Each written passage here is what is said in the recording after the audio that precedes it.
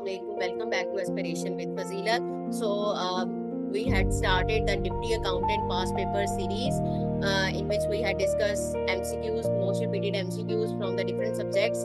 Earlier we had covered the subject English और आज अब हम जो है जो सेकंड सब्जेक्ट उसको स्टार्ट किया हुआ है विच इज एवरीडे साइंस। और एवरीडे साइंस के हमने लेक्चर नंबर 1 डिस्कस किया था जिसके अंदर हमने फर्स्ट 10 जो है most important and most repeated MCQs और उनसे रेलेवेंट एमसीक्यूज हम लोगों ने डिस्कस किए थे। So let's start with the part 2 of this lecture.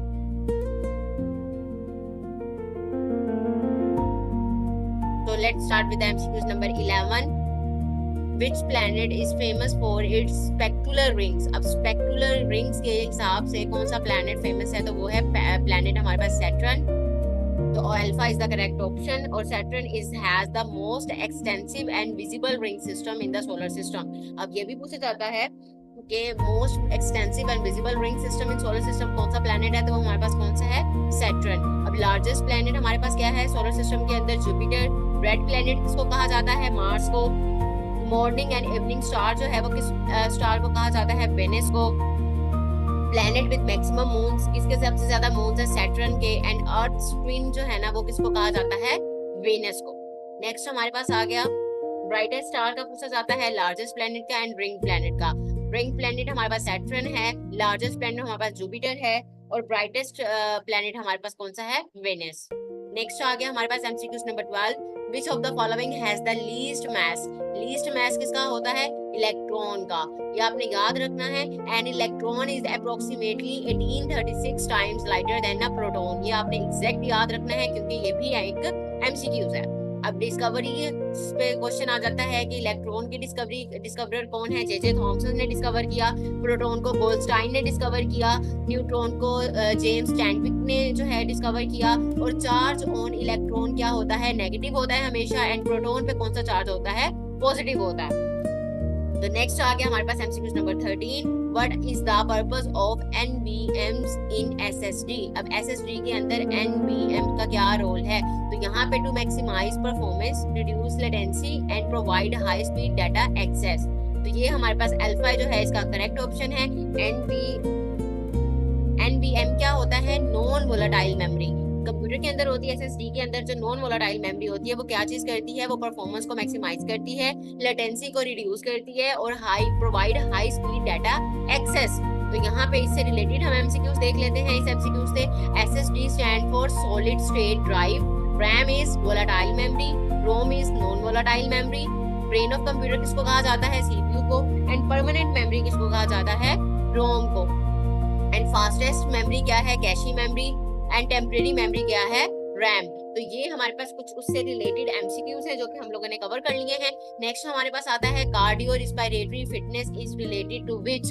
Cardio respiratory fitness is related to physical endurance. Alpha is the correct option because cardiorespiratory fitness measures how effectively the heart and lungs supply oxygen during physical activity.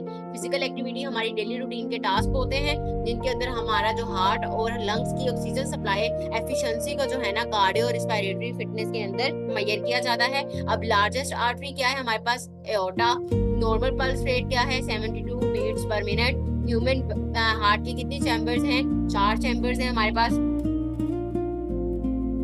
Blood pressure instrument जो है उसको क्या कहा जाता है? स्फाइगोमैनोमीटर। And universal blood donor कौन होता है? O negative. O नेगेटिव जिनका ब्लड ग्रुप होता है उनको क्या कहा जाता है? ये यूनिवर्सल ब्लड डोनर हैं।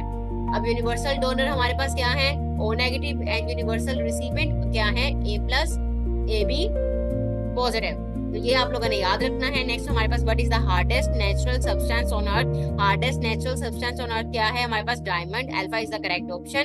अब diamond ranks highest 10 on the most hardness scale. तो ये आप लोगों ने याद रखना है कहाँ पे हाईएस्ट 10 में आता है ये। सॉफ्टेस्ट मिनरल क्या है? टैल्क हमारे पास सॉफ्टेस्ट मिनरल है। Hardest metal commonly known as tungsten. Metal जो है हार्डेस्ट वो टंगस्टन है। Diamond is made of carbon. Diamond जो है वो कार्बन से बनता है। And graphite is also made of carbon. और ये डायमंड और ग्रेफाइट जो है ये क्या है? एलोट्रोप्स ऑफ कार्बन है। नेक्स्ट एमसीक्यू नंबर 16 आ गया, हु डिस्कवर्ड पेंसिलिन, पेंसिलिन किसने डिस्कवर की है? अलेक्जेंडर फ्लेमिंग ने। अलेक्जेंडर फ्लेमिंग ने जो पेंसिलिन है वो 1928 के अंदर डिस्कवर की, और ये इसको क्या कहा जाता है? द फर्स्ट ट्रू एंटीबायोटिक कहा जाता है। एक्सरे किसने डिस्कवर किया? विलियम रोइंगटन ने।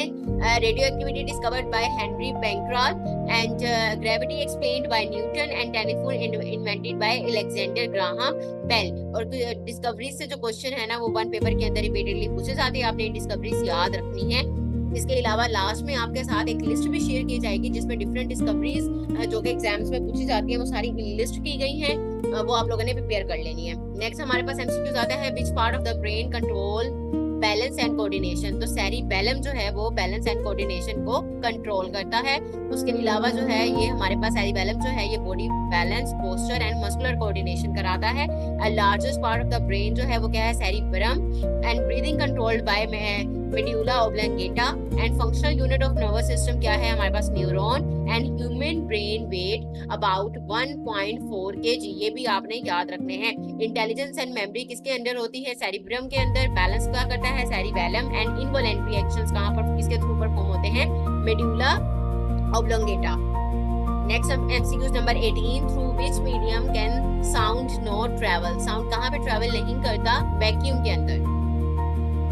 Sound requires a material medium to travel, and since vacuum contains no particles, sound cannot travel through it. अब next MCQs इससे related हमारे पास आ जाते हैं। Speed of sound is highest in solids. Speed of light का क्या है? Value होती है 3 × 10⁸ मीटर पर second.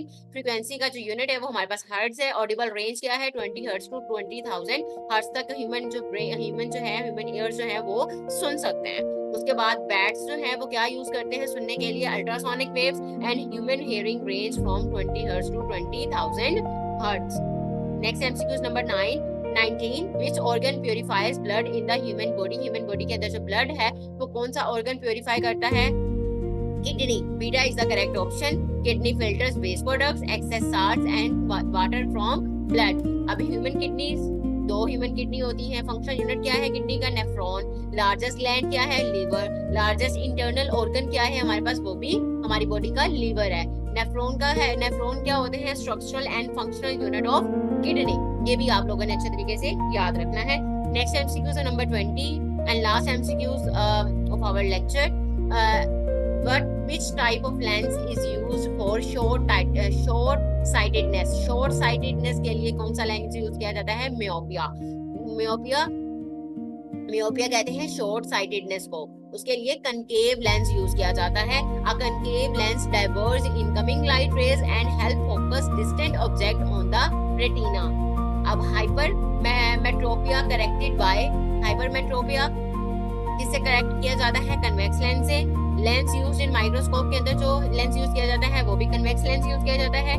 Power of lens unit क्या होती है? Dioptre, and camera uses convex lens. Camera के अंदर क्या होता है? कन्वेक्स लेंस होता है। अब मोस्ट रिपीटेडली आज क्या है? मायोपिया जो है वो किससे यूज किया जाता है? Which is short sightedness, concave lens use होता है, और हाइपरमेट्रोपिया लॉन्ग साइटेडनेस के में कन्वेक्स लेंस यूज किया जाता है। तो it's all about in today's lecture, जिसमें हमने 11 to 20 most important and repeated MCQs discuss किए हैं एवरीडे साइंस के, और इन एमसीक्यूज के साथ हमने रिलेटेड एक लिस्ट भी जो है हम लोगों ने प्रिपेयर की है, रिवाइज की है, जो कि उसमें से एक्सपेक्टेड है। So stay tuned with the next video. Till then, you have to subscribe our YouTube channel, share this video with your friends. Share this video with your friends so that कि ये video जो है वो सब तक पहुंच सके और अपने वो एग्जाम के अंदर बेटर स्कोर कर सके। Till then, you have to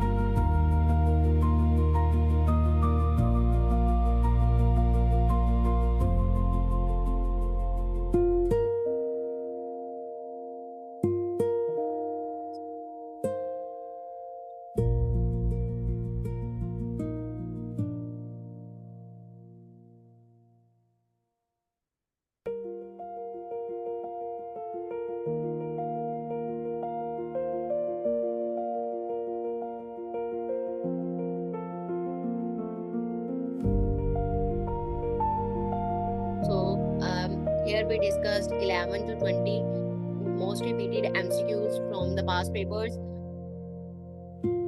If you found these questions helpful, make sure that you have to revise these MCQs and stay tuned for our next video where we will discuss MCQs number 21 to 30, which is the most which was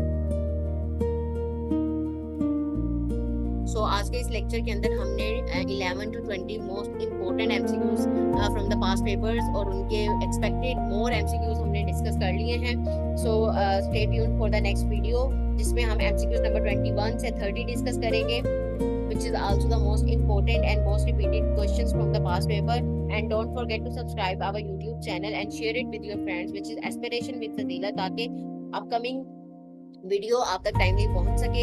and I will see you in the next lecture इंशाल्लाह. अल्लाह हाफिज़.